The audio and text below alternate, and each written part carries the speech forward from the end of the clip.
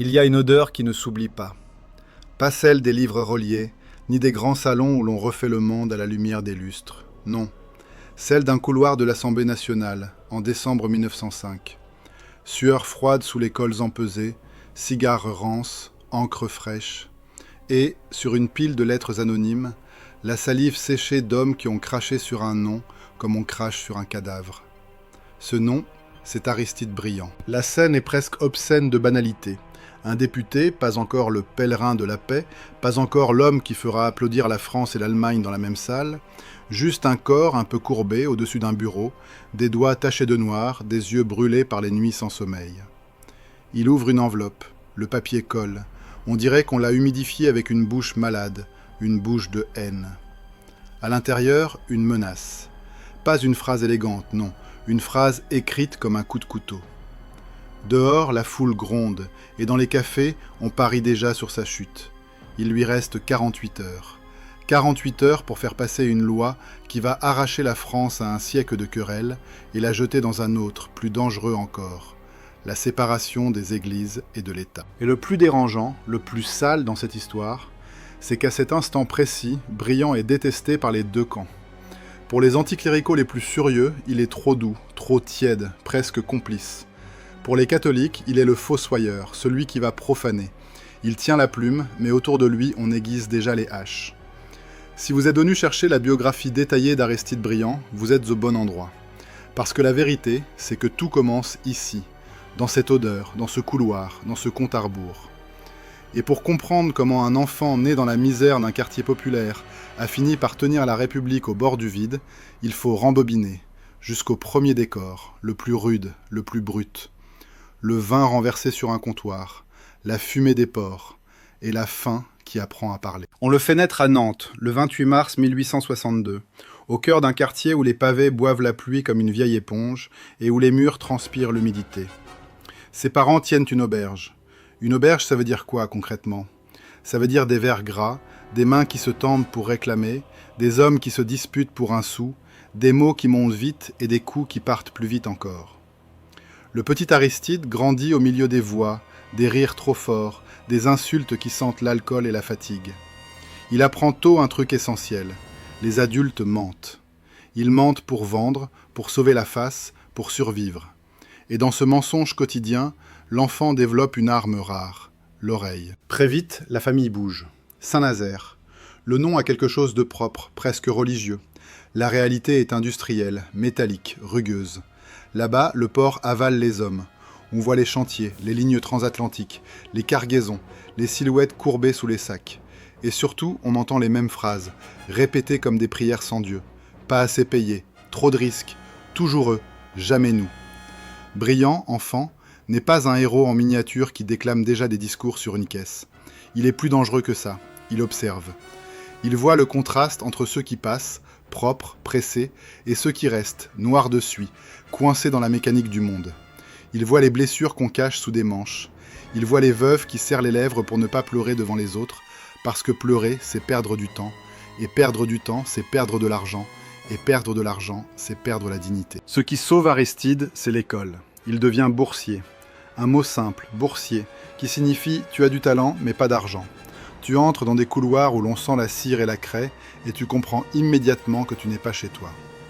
Au lycée de Nantes, il brille, pas un peu. Il rafle des prix, des versions, des concours. Il gagne à force d'obstination, comme un boxeur maigre qui encaisse et finit par placer le coup juste. On le félicite, mais on le regarde aussi. On le jauge. Le fils d'aubergiste, celui qui vient du bruit et des odeurs, se retrouve assis à côté de fils de notaire. Et là, il apprend un autre truc. La réussite n'efface pas la classe sociale, elle la rend plus visible. À cet âge, beaucoup se vengent. Lui, il se construit.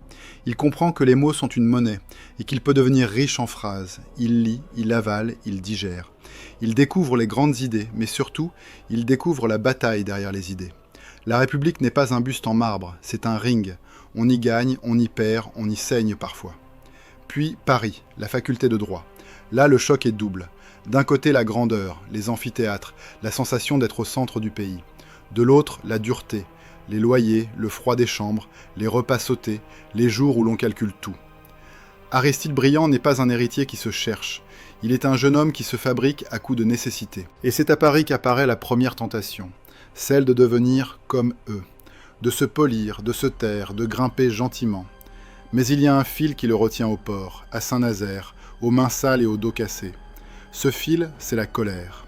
Une colère très particulière. Pas l'explosion, plutôt une braise. On ne la voit pas tout de suite, on la sent quand il parle. Il devient avocat. Avocat, ça peut être un costume et une rente. Pour Briand, c'est un couteau. Il choisit les causes qui puent la sueur. Ouvriers, syndicats, misère, conflits. Il plaide pour ceux qu'on n'écoute jamais. Et au tribunal, la scène est presque toujours la même. D'un côté, les puissants qui s'ennuient, de l'autre, les pauvres qui tremblent. Pas de culpabilité, non, de peur. Peur de perdre leur travail, peur de perdre leur nom, peur de perdre le peu qu'ils ont. Quand il défend, Briand ne joue pas seulement la procédure. Il fait autre chose. Il met la société face à son propre reflet. Et ce reflet n'est pas beau. Il parle des doigts écrasés, des journées interminables, des salaires qui ne nourrissent pas, des accidents qu'on classe comme de simples faits divers. Sa voix a une précision qui dérange. Il n'a pas besoin d'en rajouter, le réel suffit. Mais la politique, elle, est un autre monstre.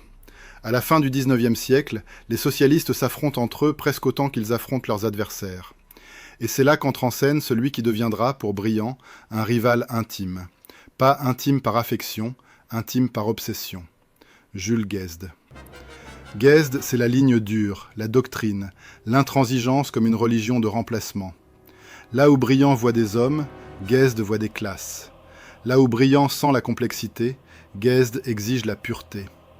Et la pureté, en politique, a souvent le parfum inquiétant des couteaux bien lavés. Au début, Briand est dans le même camp. Il fréquente les milieux socialistes, les cercles militants, les réunions où l'air devient irrespirable à force de fumée et d'enthousiasme. Il se lie à des figures du syndicalisme, il participe à cette époque où l'on croit encore qu'un discours peut déplacer une usine. Il écrit aussi. Le papier, pour lui, n'est pas une simple tribune, c'est une arme à longue portée. Chaque article est une pierre lancée contre les vitres de l'ordre établi. Et pourtant, dès ces années-là, une fissure apparaît. Briand n'est pas un prêtre du dogme, il n'aime pas obéir, il n'aime pas répéter. Il est capable de s'enflammer, oui, mais il est surtout capable de réfléchir quand les autres hurlent. Et cela, dans un mouvement politique qui se nourrit de certitude, devient un crime. Guesde le sent. Il le repère comme on repère un danger. Pas un ennemi extérieur, non, pire. Un homme du camp d'en face qui pourrait convaincre votre propre camp. Briand, avec sa manière d'être à la fois proche des travailleurs et capable de parler la langue des institutions, menace l'équilibre. On ne le dit pas encore à voix haute, mais le duel se dessine. Le tribun pragmatique contre le prophète inflexible. Le premier twist de la vie de Briand, c'est celui-là. Il commence comme socialiste ardent, presque révolutionnaire, et se découvre une fascination pour l'efficacité réelle du pouvoir. Non pas le pouvoir pour le plaisir, mais le pouvoir comme levier. Il veut que les choses bougent, il veut que les mots deviennent des actes. Et il comprend une règle terrible. Si vous refusez d'entrer dans la machine vous écrase. Alors il y entre. L'ascension ne se fait pas en ligne droite. Il y a des tentatives, des campagnes, des discours dans les salles mal chauffées, des poignées de main moites, des promesses qu'on n'a pas encore le droit de faire. Puis vient l'élection. Briand devient député. Et à Paris, dans l'hémicycle, il découvre la vraie nature du théâtre. Les applaudissements ne signifient pas l'accord. Ils signifient parfois la moquerie. Les silences ne signifient pas l'écoute. Ils signifient parfois la préparation d'un piège. Il s'adapte vite. Trop vite, diront certains. Il apprend à sourire sans se trahir, à frapper sans avoir l'air violent, à proposer sans paraître faible. Il devient un homme qu'on remarque, pas seulement pour son intelligence, mais pour son style, cette façon de glisser d'une phrase calme à une phrase qui claque, de donner l'impression qu'il improvise alors qu'il construit. Et puis arrive le dossier qui va changer son nom en destin, la séparation des églises et de l'État. À ce moment-là, la France est chauffée à blanc. L'anticléricalisme est puissant, parfois brutal. Les catholiques se sentent assiégés. Dans les villages, on se dispute pour une procession. Dans les villes, on se bat pour une école. La religion n'est pas seulement une foi, c'est une appartenance, un drapeau, une mémoire. Toucher à cela, c'est toucher aux nerfs. Briand devient l'un des artisans centraux de cette loi. Et là, deuxième twist. On attendrait du socialiste un geste de rupture, une loi punitive, une revanche. Briand fait l'inverse. Il cherche une séparation ferme, oui, mais pas une humiliation. Il veut couper sans déchirer. Il veut que la République soit laïque sans devenir persécutrice. c'est précisément ce qui rend l'histoire si électrique. Parce qu'à partir de ce moment, Briand se retrouve au milieu d'un piège parfait. S'il est trop dur, il met le feu au pays. S'il est trop doux, il se fait dévorer par les siens. Et Guesde, dans l'ombre, attend. Guesde voit dans cette loi non pas un compromis nécessaire, mais une occasion de dénoncer la trahison. Il prépare déjà les mots qui tuent, opportunistes, parlementaires, bourgeois. Ce sont des insultes politiques, oui, mais à cette époque, elles ont la violence d'un crachat au visage. Et Briand, lui, avance quand même. Parce que maintenant, il y a un compte à rebours. Pas seulement celui des 48 heures que j'ai mis au début, dans ce couloir qui sent la sueur et l'encre, un compte à rebours plus vaste, celui d'un pays qui peut basculer. Il le sait, il le sent dans les lettres anonymes, dans les sermons enflammés, dans les discours de café, dans les regards des députés qui ne se contentent plus de le contredire, il le juge. Chaque jour, il doit répondre à 2 procès simultanés. Le premier procès est celui des croyants qui le traitent de profanateur. On le dessine comme un diable sur des caricatures, on le déteste sans le connaître, on le réduit à un geste, séparer, comme si séparer était forcément détruire. Le second procès est celui des militants qui le soupçonnent d'être devenu un homme du système. Et quand vos alliés vous regardent comme un suspect, vous n'avez plus de refuge. Il y a des soirs où il rentre tard et où sa chambre, même à Paris, a encore quelque chose de la chambre pauvre de l'étudiant. Une lampe, des papiers, du silence. Il relit les articles, il réécrit des paragraphes. Il pèse chaque mot parce qu'il sait que chaque mot peut devenir une pierre dans la rue. Il y a des moments où il doit se demander très simplement « Est-ce que je suis en train de sauver la République ou de la déchirer davantage ?» Et c'est là que le destin prend sa forme la plus cruelle. Plus Briand s'approche de la victoire, plus il devient repoussant pour les autres. Un homme qui concilie est toujours suspect. On préfère les hommes qui hurlent parce qu'ils rassurent. Un hurleur ne trahit pas, il brûle avec vous. Un conciliateur, lui, peut vous quitter, et c'est insupportable. On revient au couloir, décembre 1905. Les députés passent, rapides, comme si la vitesse pouvait effacer la responsabilité. Dans la rue, des groupes se forment. On parle de guerre civile, avec la légèreté morbide de ceux qui n'en ont jamais vu. Briand regarde la pile de lettres. Certaines sont écrites proprement, presque poliment, et c'est encore plus glaçant. D'autres sont tachées, froissées, comme si la rage avait transpiré sur le papier.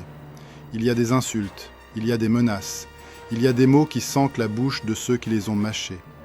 Et au milieu de cette crasse morale, il y a son texte, la loi, sa loi. Dans l'hémicycle, il sait qu'un camp le veut plus violent, l'autre plus faible. Il sait qu'il est seul à tenir la tension du fil. Il sait aussi qu'un rival guette son faux pas, Guesde, prêt à le désigner comme l'exemple parfait du reniement. Il a l'impression d'entendre déjà la phrase « Regardez-le, voilà ce que devient un socialiste quand il goûte au pouvoir ». Alors Briand fait ce que font les hommes qui refusent de mourir avant la fin. Il avance, même si ça dégoûte, même si ça effraie, même si ça attire sur lui la salive et les crachats de 2 foules qui ne se parlent pas, mais qui s'accordent au moins sur un point, lui faire payer. Et quand il se lève pour parler, juste avant le vote, il comprend quelque chose que peu d'hommes acceptent. Ce n'est pas la vérité qui gagne en politique, c'est la capacité à tenir debout pendant que tout le monde vous tire vers le bas. Il inspire, le sablier s'écoule, et la France retient son souffle. Le vote tombe comme un coup de marteau. Pas un son noble, pas un moment d'histoire avec musique, plutôt un claquement sec et derrière une rumeur d'animaux qu'on réveille. Dans l'hémicycle, certains applaudissent avec une joie mauvaise, comme si l'on venait de gagner une bataille de rue. D'autres restent immobiles, la mâchoire serrée, le regard vide. Briand, lui, ne savoure pas. Il ressent surtout cette chose étrange qui arrive après les grandes tensions. Un silence intérieur, presque médical, comme si le corps venait de survivre à une fièvre et ne comprenait pas encore qu'il est vivant. Dehors, la France ne se calme pas, elle se fracture. Dans les jours qui suivent, on invente des histoires sur lui. On dit qu'il a vendu son âme à la bourgeoisie, qu'il a pactisé, qu'il a trahi, qu'il a calculé. On le caricature en fossoyeur, en renard, en pantin. Et ce qui est le plus douloureux, ce qui sent le plus le vomi moral, c'est que chaque camp trouve un détail pour justifier sa haine. Un même homme devient simultanément trop dur et trop mou, trop rouge et trop blanc. Briand apprend alors une vérité que seuls les gouvernants découvrent. Quand vous tenez une corde tendue entre 2 falaises, les 2 falaises vous insultent. Et au-dessus de ce vacarme, une voix ne cesse de siffler comme une lame. Jules Guesde. Guesde ne vient pas lui proposer un débat loyal. Il vient lui coller une étiquette sur le front pour que les autres puissent tirer sans viser. Il l'accuse de compromission, d'opportunisme, de parlementarisme bourgeois. Les mots sont choisis pour faire mal. Et ils font mal parce qu'ils touchent exactement là où Briand est fragile, sa peur d'être perçu comme un homme qui a oublié d'où il vient. Car Briand vient d'un monde où l'on ne pardonne pas facilement à ceux qui montent. On croit qu'ils montent en écrasant les autres.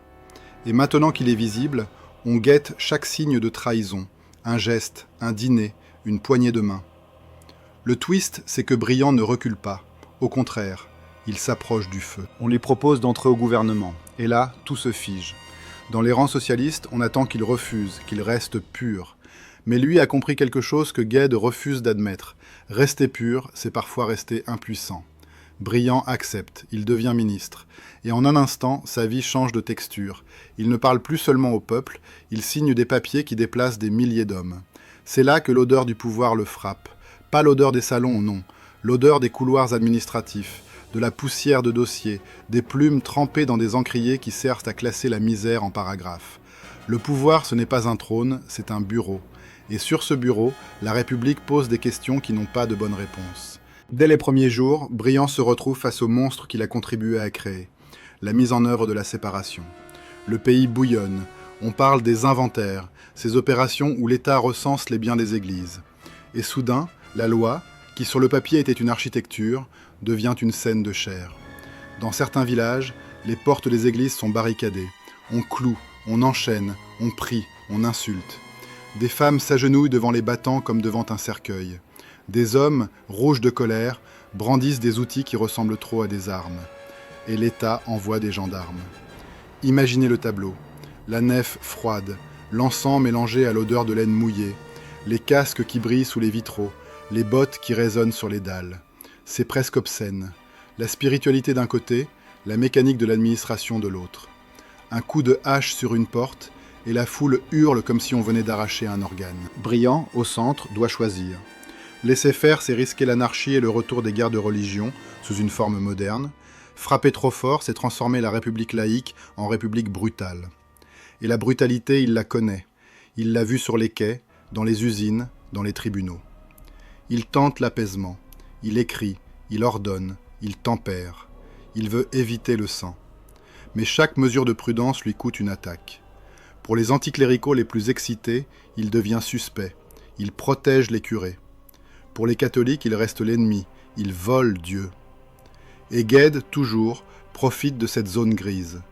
Il répète que Briand s'est mis au service de l'État bourgeois. Il le peint comme un homme qui caresse l'ordre établi, qui a renoncé à la lutte. Le problème, c'est que Briand n'a pas seulement des ennemis idéologiques. Il a maintenant des ennemis de couloir. Des hommes qui ne hurlent pas dans les meetings, mais qui sourient dans les antichambres et plantent des aiguilles dans le dos.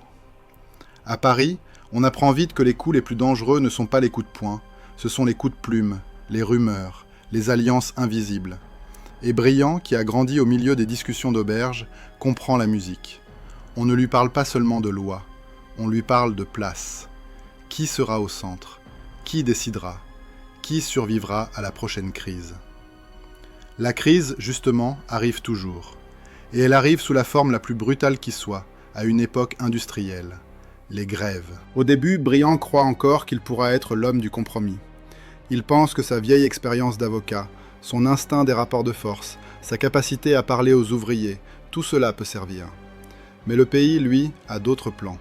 Les tensions sociales sont énormes. Les salaires, les heures, les accidents, les humiliations quotidiennes, tout cela s'accumule comme une poudre noire. Et voilà Briand, l'ancien défenseur des travailleurs, propulsé dans une position où il doit protéger l'État, parfois contre ceux qu'il a défendus. C'est là que la biographie bascule dans quelque chose de profondément dérangeant. Parce qu'on peut admirer l'intelligence d'un homme et en même temps ressentir un malaise physique en le voyant agir. Un jour, il reçoit des rapports. Ici, une grève paralyse une région. Là, une autre menace l'approvisionnement. Et puis arrive le scénario cauchemar, les chemins de fer. Les trains, à l'époque, ce n'est pas juste un moyen de transport, c'est le sang du pays. Si le sang s'arrête, le corps s'effondre. On lui donne un chiffre, une estimation froide, comme un diagnostic. Si la circulation s'interrompt totalement, Paris n'a que quelques jours avant de manquer de denrées essentielles. Et soudain, le pouvoir se réduit à une question primitive, nourrir ou laisser mourir. Briand a un nouveau compte à rebours, un vrai, pas un drame politique dans les journaux, un compte à rebours qui se lit dans les entrepôts, dans les boulangeries, dans les files d'attente. On peut presque entendre le tic-tac dans les rues. Et là, il fait ce que peu de gens lui pardonneront. Il choisit la fermeté. Il réquisitionne, il casse des mouvements, il mobilise l'État. Il utilise l'armée pour maintenir certains services. Pour beaucoup, c'est une trahison absolue. On le voit comme un homme qui a changé de camp. L'image est violente. Des soldats dans les gares, des locomotives qui repartent sous surveillance, des ouvriers qui regardent passer le train comme on regarde passer un cercueil. Et dans les réunions syndicales, on prononce son nom avec une rancœur épaisse, presque intime. Parce que la blessure est plus profonde quand elle vient d'un ancien allié. Guèze de jubile. Dans son récit, tout devient simple. Vous voyez, il était des nôtres, et il a choisi l'État. La rivalité, à ce stade, n'est plus un débat, c'est une chasse. Guèze veut faire de Briand un exemple, un avertissement vivant. Voilà ce qui arrive à ceux qui s'approchent du pouvoir. Voilà ce qui arrive à ceux qui acceptent les compromis. Briand, lui, se défend autrement. Il ne dit pas « j'ai eu raison », il dit en substance « je n'ai pas le luxe de la pureté ». Il affirme qu'un pays ne se gouverne pas avec des slogans, qu'on ne nourrit pas une ville avec des principes, qu'il faut parfois faire des choix sales pour éviter une catastrophe plus sale encore. Et c'est précisément là que votre sentiment devient mêlé. Satisfaction, parce qu'on comprend la logique, intérêt, parce qu'on se demande jusqu'où il ira, et une forme de dégoût, parce que l'on voit l'homme qui plaidait pour les humilier signer des ordres qui les brisent. C'est un moment charnière. Briand découvre que l'autorité change le visage de ceux qui la portent. On ne devient pas forcément un monstre, mais on apprend à vivre avec des décisions qui sentent la sueur, la peur, et parfois le sang qu'on a évité de peu. Les crises s'enchaînent, les gouvernements tombent. À Paris, la stabilité est une illusion, une verrerie fragile qu'un seul scandale peut briser. Et Briand, paradoxalement, devient indispensable. Parce qu'il a une qualité rare, il sait naviguer dans le chaos. C'est ainsi qu'il se rapproche du sommet. Un jour, on lui demande de former un gouvernement. Là encore, un compte à rebours. Quelques jours pour rassembler une majorité, pour convaincre, pour coller ensemble des hommes qui se détestent. La République parlementaire est un puzzle, où les pièces changent de forme dès qu'on les touche. Briand, dans ses négociations, ressemble à un joueur d'échecs, qui sait que les pièces ont des égaux. Il promet peu, mais il promet juste assez. Il écoute, il flatte parfois, il coupe net quand il faut. Il apprend cette technique que les cyniques appellent l'art du possible et que les naïfs appellent trahison. Et au moment où il entre réellement à la tête du gouvernement, quelque chose d'étrange se produit. Il n'a pas l'air triomphant. Il a l'air fatigué. Comme si l'on venait de lui poser sur les épaules un manteau fait de dossiers, de crises, de menaces et de compromis. Ce n'est pas un roi. C'est un homme assis au bord d'un volcan. Sa rivalité avec Gued, elle, ne se calme pas. Elle s'intensifie, parce qu'elle incarne deux visions irréconciliables de destin français. Gued veut la pureté de la lutte. Briand veut l'efficacité du gouvernement. Et entre les deux, il y a la réalité. Les grèves, les tensions, les colères, la montée des dangers extérieurs qu'on sent déjà dans l'air européen comme un orage lointain. Dans les salons, certains commencent à l'appeler un équilibriste. On dit ça avec un sourire. Mais l'équilibriste, si vous le regardez bien, est toujours au-dessus du vide. Et le vide, c'est la chute, la honte, la violence. Briand commence à comprendre qu'il ne sera jamais aimé. Il peut être applaudi un soir, insulté le lendemain. Il peut être porté au pouvoir, puis lâché sans prévenir. Sa seule chance, c'est d'avancer plus vite que les couteaux. Et ce qui rend l'histoire encore plus tendue, c'est que Briand n'a pas seulement des adversaires visibles. Il a une limite que personne ne voit, mais qu'il ressent dans son corps. Les nuits trop courtes, les journées trop longues, la fatigue qui colle à la peau, la sensation que chaque crise prend un morceau de lui. Il y a une scène presque intime qu'on pourrait imaginer comme un plan serré dans un film. Tard le soir, seul, il enlève sa veste, regarde sa chemise froissée, ses doigts tachés d'encre, et se demande, pas « est-ce que je suis un grand homme ?», mais « combien de temps je peux tenir ?» Parce qu'à force de tenir le pays, on finit par se tenir soi-même, comme un objet qu'on empêche de tomber. Et c'est là que le deuxième acte de sa vie s'ouvre complètement. L'homme n'est plus seulement le législateur de 1905. Il est devenu l'un de ceux qui doivent décider quand la République doit être douce et quand elle doit être dure. Et dans l'ombre, Guesde continue de le poursuivre, non pas pour le vaincre dans un débat, mais pour le détruire comme symbole. Pour prouver à tous qu'on ne touche pas au pouvoir sans se salir. Briand le sait, il avance quand même. Il y a une minute, une seule, où Briand croit qu'il a enfin compris la République. Une minute où il se dit « Je tiens les leviers, je sais comment ça marche, je peux corriger la trajectoire ». Et puis le monde lui arrache cette illusion comme on arrache un pansement sur une plaie qui n'a jamais cicatrisé. 1914 arrive sans frapper poliment. Elle arrive en grondant, comme un train lancé à pleine vitesse dans un tunnel trop étroit. Les journaux claquent, les affiches se multiplient, les gares gonflent de cris et de sanglots. Les hommes partent avec des bouquets ridicules au bout des fusils, comme si des fleurs pouvaient calmer la mécanique. Et très vite, la réalité montre ses dents. Boue, gel, rats, corps mangés par l'artillerie, visage que la peur creuse en quelques semaines. Briand, lui, n'est pas dans une tranchée, et c'est précisément là que le poison moral commence. Car on peut mourir au front en une seconde, mais on peut aussi mourir lentement derrière un bureau, en portant sur sa signature la vie de milliers d'inconnus. Il travaille dans des pièces où l'air est saturé de tabac et de papier. Sur les tables, des cartes d'état-major, des lignes, des flèches, des zones colorées. Des couleurs posées sur des villages qui, eux, ne sont plus des villages, mais des trous fumants. On lui apporte des dépêches, on lui lit des chiffres. Les chiffres ont une cruauté particulière, ils ne pleurent pas, ils ne tremblent pas, ils tombent. Et voilà le nouveau compte à rebours, pas 48 heures, non. Celui-là est plus vaste, plus impitoyable. Chaque semaine sans décision claire, c'est une génération qu'on enterre. Et dans ce chaos, Briand est rappelé, replacé, réinstallé, parce que la République, quand elle panique, se raccroche aux hommes qui savent tenir debout dans le bruit. Quand il revient au sommet, il le comprend immédiatement. Gouverner en guerre, ce n'est pas gouverner un pays, c'est gouverner une blessure ouverte. Tout est urgence, tout est contradiction. Les généraux veulent du temps, les familles veulent des nouvelles, les ouvriers veulent du pain et des salaires, les députés veulent des comptes, les alliés veulent des garanties. Et l'ennemi, lui, avance ou recule sans prévenir, comme une marée noire. Briand, dans ces années-là, devient une silhouette qu'on voit courir entre des portes. Conseils, commissions, réunions, téléphones, télégrammes. On ne filme pas en héros, on le devine, amaigri, la cravate un peu lâche, les yeux cernés. La fatigue n'est plus un état, c'est un organe. Et au milieu de cette tempête, son rival change de visage. Guesde existe toujours comme spectre de la pureté perdue. Mais le vrai duel qui se décide maintenant est plus dangereux encore, parce qu'il oppose deux façons de sauver la France, et parce que les deux se croient indispensables. Face à Briand se dresse une autre logique, celle de la fermeté absolue, de la victoire à tout prix, du tenir jusqu'à l'épuisement total. Cette logique a plusieurs porte-voix, mais elle s'incarne dans un type d'homme que Briand craint et admire à la fois. L'homme qui ne doute pas. L'homme qui peut regarder une carte couverte de points noirs et dire « on continue ». L'homme qui transforme le pays en machine de guerre sans demander pardon. Briand, lui, cherche déjà autre chose, même au cœur de l'enfer, une sortie. Pas une sortie honteuse, pas un renoncement, une sortie viable.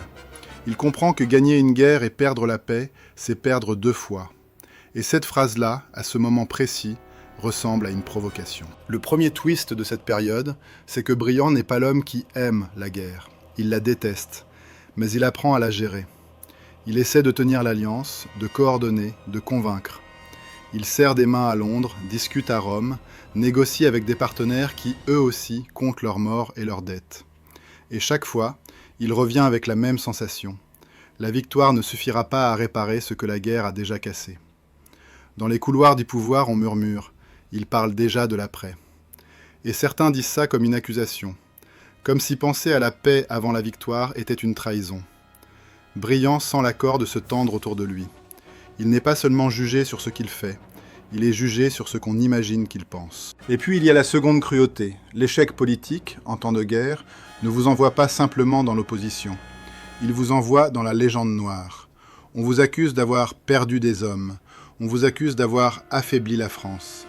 Dans ce contexte, le pouvoir a une odeur de poudre et de peur. Quand il tombe, quand il remonte, quand il revient encore, parce que Briand c'est aussi ça, une capacité presque irréelle à ressurgir, il emporte avec lui une obsession nouvelle. Si la France survit, Il faudra empêcher que l'Europe se suicide une seconde fois. Cette obsession, au début, ressemble à un rêve. Puis elle devient une stratégie. Puis enfin, elle devient sa marque. Après l'armistice, la France est un corps épuisé qui a gagné mais qui saigne. Les villes du Nord sont des os cassés. Les visages sont pleins d'absence. Un mari, un fils, un frère. Dans les gares, on voit des hommes mutilés, des gueules cassées, des regards qui ont vieilli de 50 ans en 4. Et dans les cafés, on parle d'une chose qui a la froideur d'un calcul, la sécurité. C'est là que le duel principal de sa vie politique prend une forme claire, presque cinématographique. D'un côté, Raymond Poincaré, figure de la fermeté, de la méfiance, de la discipline.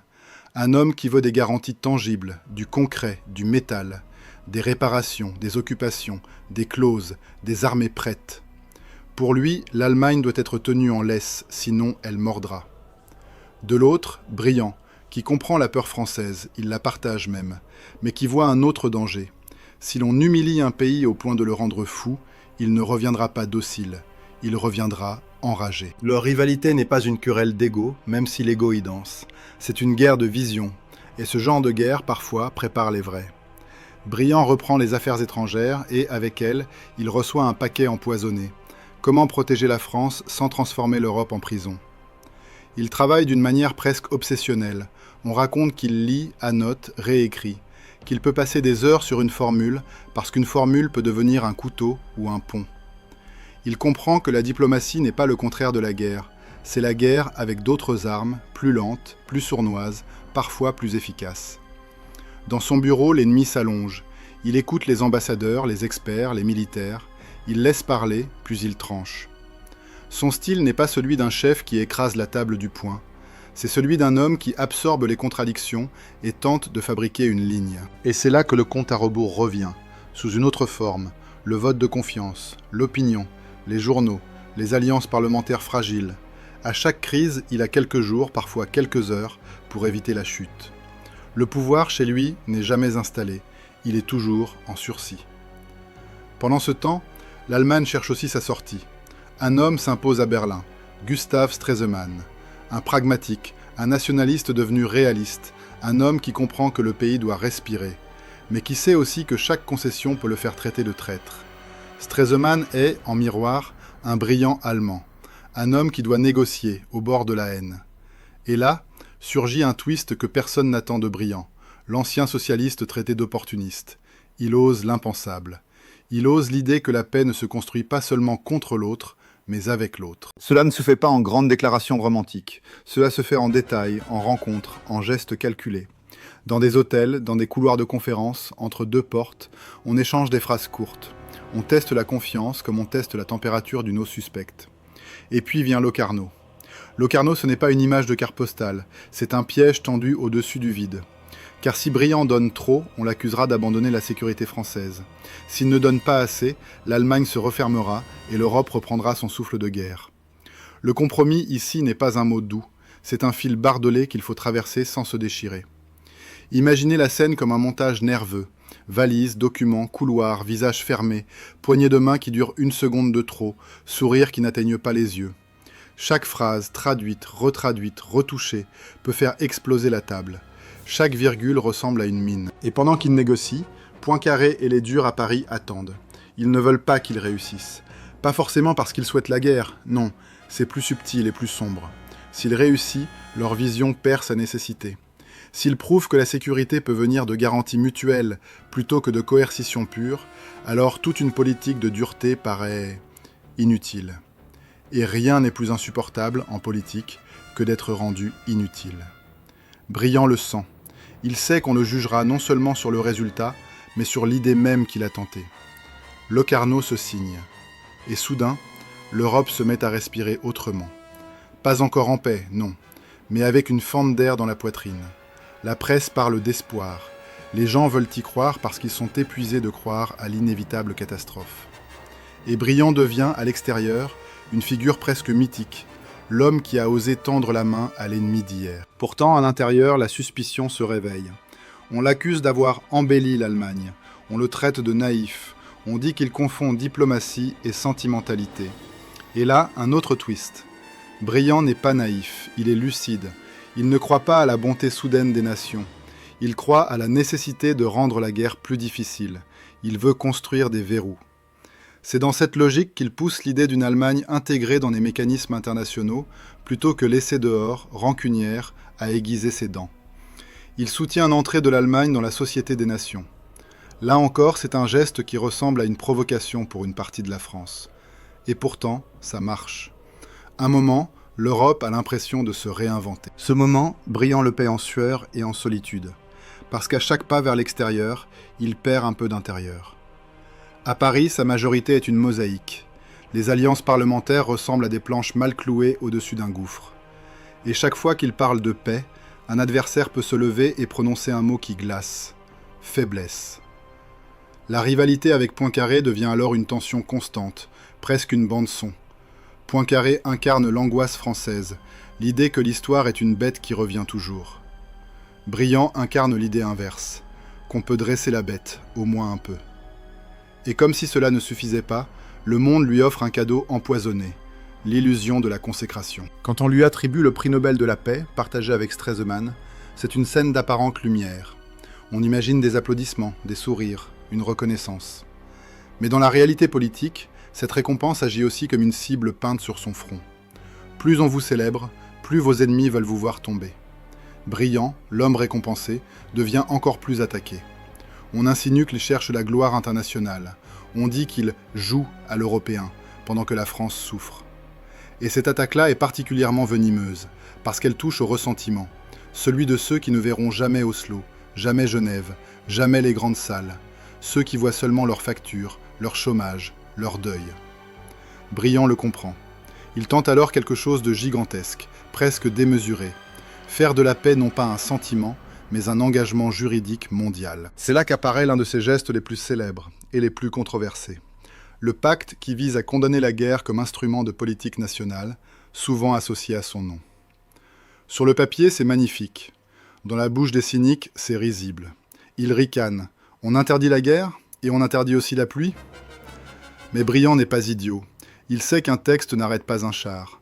Il sait qu'une signature n'empêche pas un canon de tirer. Ce qu'il cherche, c'est autre chose. Établir une norme, rendre la guerre illégitime, isoler moralement l'agresseur, créer une pression internationale. Il veut que, la prochaine fois qu'un pays choisira la violence, il ne puisse plus dire « c'est normal ». Et pendant qu'il construit ce réseau d'engagement, il tente un dernier grand coup. L'idée d'une Europe organisée, fédérée, coordonnée. Une architecture qui empêcherait les États de retomber seuls dans leurs obsessions. Là, il touche au cœur du problème.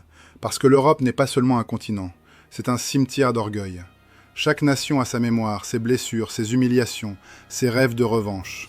Proposer une fédération, même souple, même économique, c'est heurter le réflexe le plus profond, ne dépendre de personne. Et pourtant, un instant, l'idée circule. Elle provoque des discussions, des mémorandums, des projets. On se surprend à imaginer une Europe qui ne serait pas seulement un champ de bataille. Mais l'histoire, elle, commence à changer de couleur. La fin des années 1920 apporte une autre forme de catastrophe. Pas les obus, mais les chiffres. L'économie se tend, les emplois disparaissent, les colères se déplacent. Dans les rues, la peur change de visage. Ce n'est plus seulement la peur de mourir au front, c'est la peur de ne plus vivre du tout. Et dans cette peur-là, les extrêmes prospèrent. Les discours deviennent plus durs, les boucs émissaires apparaissent. Les hommes qui promettent des solutions simples deviennent séduisants, parce que la complexité fatigue. Briand sent la température monter. Il sent que ces constructions, traités, pactes, institutions, sont comme des digues face à une mer qui gonfle. Et le pire, c'est qu'il sait. Une digue peut tenir longtemps, puis céder en 1 minute. Son nouveau compte à rebours à ce stade n'est pas seulement politique, il est personnel. Son corps commence à lui envoyer des messages qu'il ne peut plus ignorer.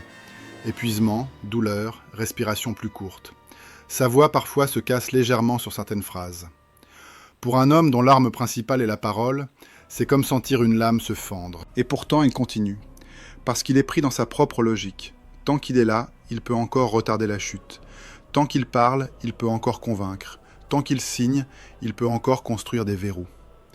Poincaré et les partisans de la fermeté le regardent avec une sorte de patience froide. Tu verras. Ils attendent que le réel détruise son idéal. Ils attendent le moment où une crise, une provocation, un choc économique, un changement de régime quelque part, fera exploser ces belles architectures. Et Briand, au fond, sait qu'ils n'ont pas totalement tort. Il sait que la paix est fragile. Il sait que l'humiliation, la misère, la peur peuvent faire remonter la violence comme une nausée. Mais il continue quand même parce que renoncer pour lui serait accepter la répétition du massacre. Et il a vu ce massacre. Même sans être dans la tranchée, il l'a vu par les chiffres, par les lettres, par les regards des mutilés, par les silences des veuves. Il porte cette vision comme une brûlure, alors il avance, encore. Entre Genève et Paris, entre les commissions et les crises, entre les applaudissements internationaux et les couteaux intérieurs. Il devient l'homme qui incarne une idée presque insupportable. La paix comme travail quotidien, sale, difficile, humiliant parfois. Et c'est précisément ce qui rend son parcours si troublant. L'ancien tribun accusé de trahir les ouvriers devient le diplomate qui tente d'empêcher les peuples de s'entretuer. Le même homme qui a fait réquisitionner, imposer, serrer le pays, se retrouve à tendre la main au-delà des frontières. On pourrait croire que c'est une rédemption, mais ce n'est pas si simple, parce que la politique ne pardonne pas, elle additionne, elle garde tout, elle ressort vos décisions quand ça l'arrange, elle vous transforme en symbole, et un symbole, ça se casse. Briand arrive au bout de ce troisième mouvement avec une victoire étrange. Il a obtenu des signatures, des traités, des prix, des applaudissements, mais il sent que le sol européen recommence à trembler. Et dans ce tremblement, il entend déjà la question qui va le hanter. Et si tout cela n'était qu'une parenthèse? Le plus cruel, dans une carrière comme la sienne, ce n'est pas de tomber. C'est de continuer à marcher pendant que le monde, lui, commence déjà à vous contourner. Au tournant des années 1930, Aristide Briand connaît cette sensation intime, humiliant mélange de lucidité et d'impuissance, d'être encore là, assis à la table, mais d'entendre, derrière les mots, la musique qui change. Avant, on l'écoutait avec crainte ou admiration.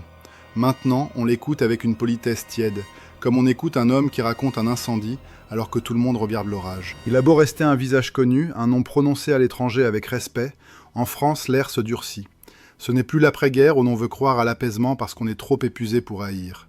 C'est une époque où la peur change de masque. Chômage, faillite, colère sociale, rancune qui remonte par la gorge. Les mêmes mots reviennent, plus acides. Nous d'abord, eux ensuite. Trop de faiblesse, trop de concessions. Et Briand, l'homme des ponts, se retrouve à vivre au milieu d'un chantier où l'on ne veut plus construire, on veut verrouiller. On le voit dans les détails.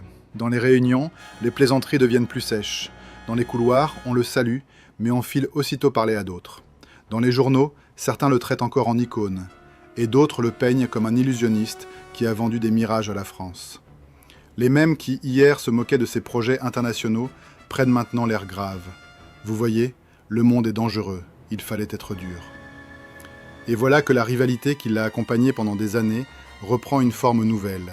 Ce n'est plus seulement Poincaré en personne, c'est la ligne dure, ses héritiers, ses disciples, ses réflexes. Une école de pensée qui ne pardonne pas à Briand d'avoir osé croire qu'on peut rendre la guerre difficile à déclencher. Briand tente pourtant de continuer.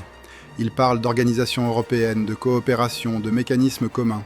Il veut qu'on sorte des improvisations et des humiliations. Il veut des règles, des structures, un filet sous les nations pour qu'elles ne retombent pas dans l'abîme. Mais la politique intérieure le rattrape toujours, comme une main froide au creux de la nuque. Car une idée, même magnifique, doit passer par des votes, des majorités, des budgets, des égos. Et dans un parlement nerveux, un homme qui propose de partager un peu de souveraineté ressemble à quelqu'un qui propose de partager de la peur. Les adversaires n'ont même pas besoin de le réfuter, ils le soupçonnent. Ils laissent entendre qu'il rêve pendant que la maison brûle. Alors Briand s'agite davantage, et plus il s'agite, plus il se fatigue. C'est là que le compte à rebours devient viscéral. Il ne s'affiche pas sur une horloge murale, il s'affiche dans son corps. Une respiration moins ample, une douleur qui revient, des nuits qui ne récupèrent plus rien. Il y a des matins où il se lève avec cette sensation que la journée est déjà trop lourde. Son entourage le voit, même s'il le nie. Il garde cette fierté d'ancien enfant pauvre. On ne se plaint pas, on tient. Mais un jour, dans un cabinet médical aux odeurs d'alcool et d'herbe, un médecin ne lui parle plus comme à un ministre. Il lui parle comme à un homme. Les phrases sont courtes, comme des verdicts.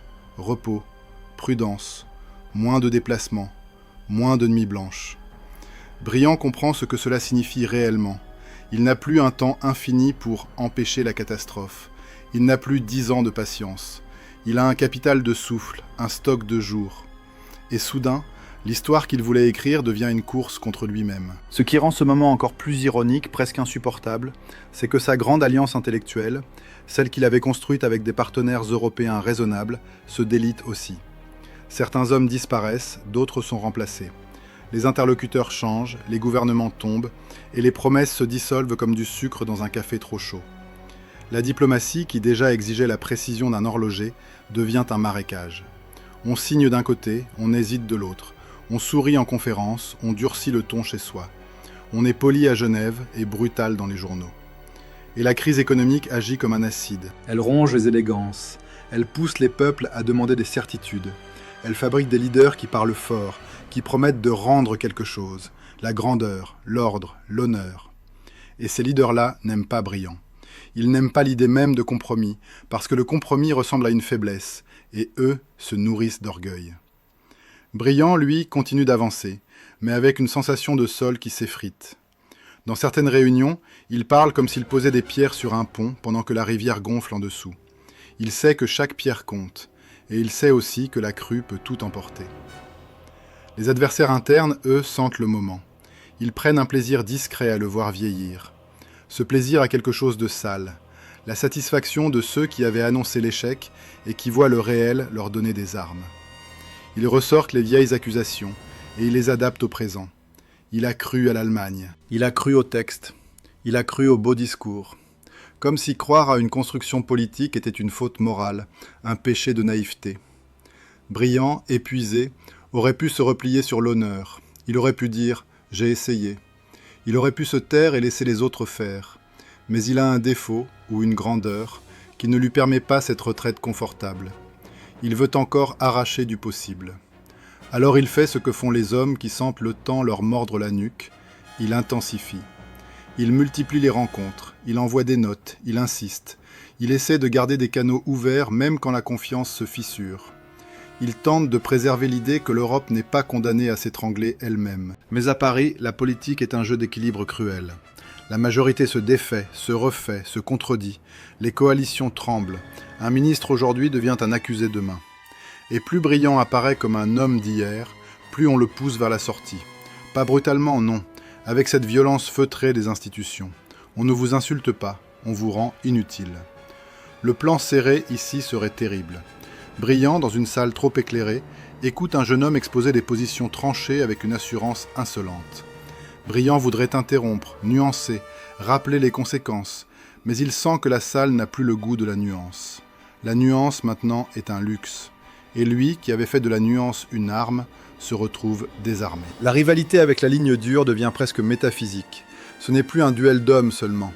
C'est un duel entre deux manières de survivre à la peur. La sienne, organiser, encadrer, empêcher la folie en construisant des règles. La leur, se barricader, menacer, préparer la force. Et parce que la peur est contagieuse, la barricade séduit. Plus le monde tremble, plus on se moque de l'architecte des ponts. Et pourtant, voilà le twist le plus mordant de toute cette fin de vie.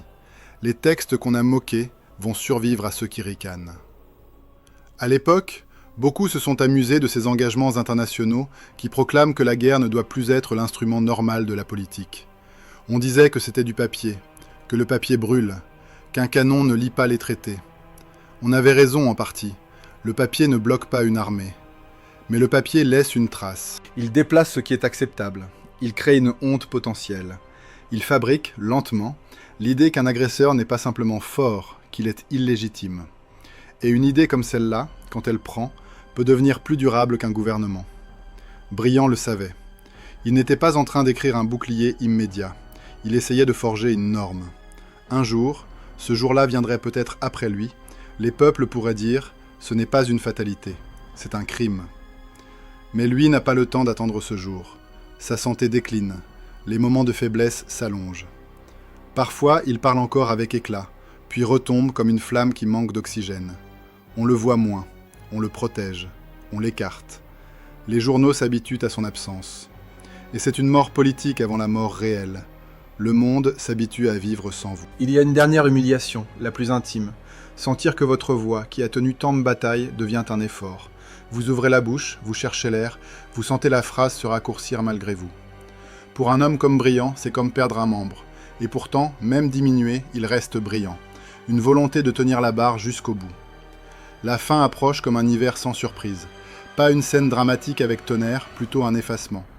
Il meurt à Paris, au début des années 1930, et là, soudain, la France se souvient. On se souvient avec cette hypocrisie tendre que les nations ont parfois. On ne l'écoutait plus vraiment, mais maintenant qu'il se tait définitivement, on le trouve grand. Les hommages tombent, lourds, officiels.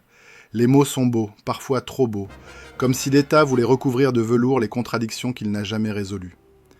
Et c'est ici que le récit devient presque insupportable, parce que la tragédie complète se dessine. Briand disparaît au moment même où l'Europe entre dans une zone de brouillard dangereuse. Les extrêmes prennent plus de place, les discours de force se multiplient, les humiliations, les rancunes, les crises, tout cela nourrit des monstres politiques qui n'ont pas le moindre respect pour les signatures. Le continent glisse vers une nouvelle nuit. On pourrait se dire, alors à quoi bon? C'est la question qui donne envie de détourner le regard, la question qui a un goût amer, presque de vomi. Tant d'efforts, tant de textes, tant de poignées de main, pour que la violence revienne quand même. Mais l'histoire a une manière cruelle de répondre. Ce n'est jamais « à quoi bon », c'est « à quel prix ». Car même si les digues ont cédé, elles ont laissé des plans. Elles ont laissé une mémoire. Elles ont laissé une idée. La paix n'est pas un miracle, c'est une construction. Et une construction peut être détruite, puis reconstruite, avec de meilleurs matériaux. La preuve, elle arrive après la tempête, quand l'Europe, brisée une seconde fois, cherche désespérément un autre chemin. On se remet à parler de coopération, d'institutions communes, d'interdépendance organisée. On redécouvre que l'humiliation est un poison, que la vengeance est une drogue, et que la sécurité durable ne peut pas reposer seulement sur la peur. Et là, dans ce nouveau monde, des idées ressemblent étrangement à celles que Briand portait déjà, avec trop d'avance, trop de solitude. C'est ça son héritage réel. Pas une victoire finale, pas une paix éternelle, mais une direction. Une façon de penser l'Europe autrement que comme une arène. Une tentative, imparfaite, parfois contradictoire, d'empêcher la répétition du carnage. Son héritage est aussi un paradoxe moral qui continue à déranger, à provoquer ce mélange de sentiments que vous avez ressenti dès le début. L'homme qui a parfois choisi la dureté à l'intérieur, qui a parfois brisé des grèves, qui a accepté les salissures du pouvoir, devient l'un des symboles de la paix à l'extérieur. Ce n'est pas une fable pure, c'est une biographie humaine, donc trouble. Et peut-être que c'est précisément pour cela qu'elle compte. Parce qu'Aristide Briand n'est pas un saint de vitrail. Il est un homme de couloir. Un homme qui a senti la sueur et l'encre. Un homme qui a été haï par les deux camps. Un homme qui a appris que gouverner, c'est choisir entre des douleurs. Et qui, malgré tout, a essayé de déplacer la trajectoire d'un continent. Dans la dernière image, si vous deviez refermer ce film, ce ne serait pas sur une statue, ce serait sur une feuille de papier, une signature, une phrase, un engagement fragile. Et à côté, l'écho d'une vérité brutale. Les traités n'arrêtent pas les bombes, mais ils peuvent, un jour, aider le monde à juger ceux qui les larguent.